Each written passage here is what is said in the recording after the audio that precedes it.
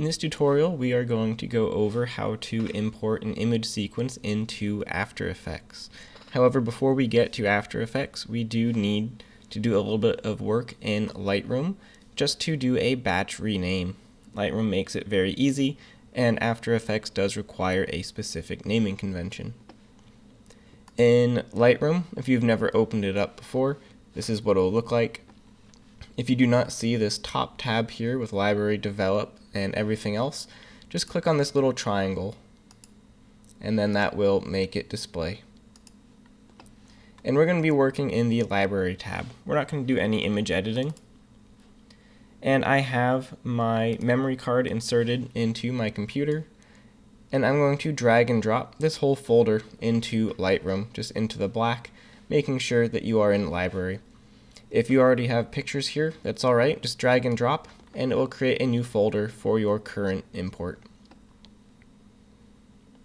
Depending on how many images you have and how big your file sizes are, this might take a moment, but it will give you a preview, and then on the bottom right it will say import.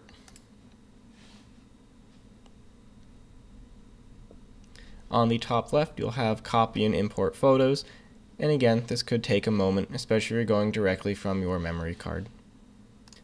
When it's finally done importing, you will have all of your pictures here, and we don't actually have to do any editing. So I'm just going to export them with a proper name.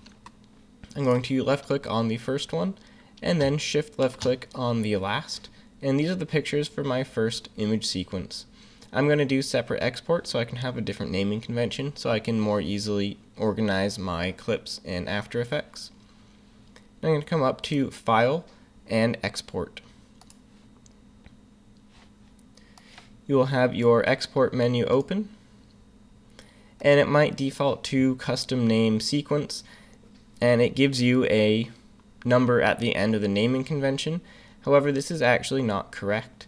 Lightroom will give you a hyphen, and After Effects requires an underscore, so it would not see this as an image sequence.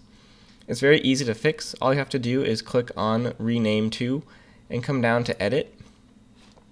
And then you'll have another window open, and you should have Custom Text Dash Sequence, and where it has that dash, I'm going to delete it and put in an underscore. So it now gives you an example up here, _1.jpg.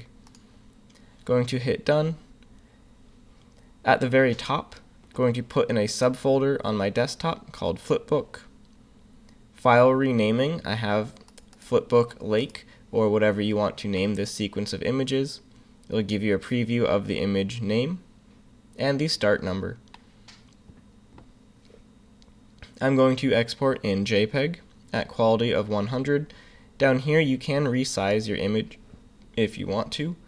I have these images are at 8K. I have mine resized down to 1920 for the long edge.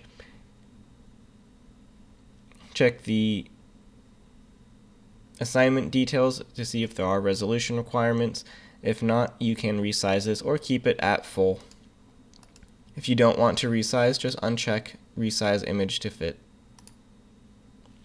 And then hit Export.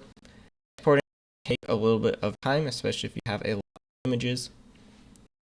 And when it is done, you'll have a new folder wherever you saved out the images with the correct naming conventions.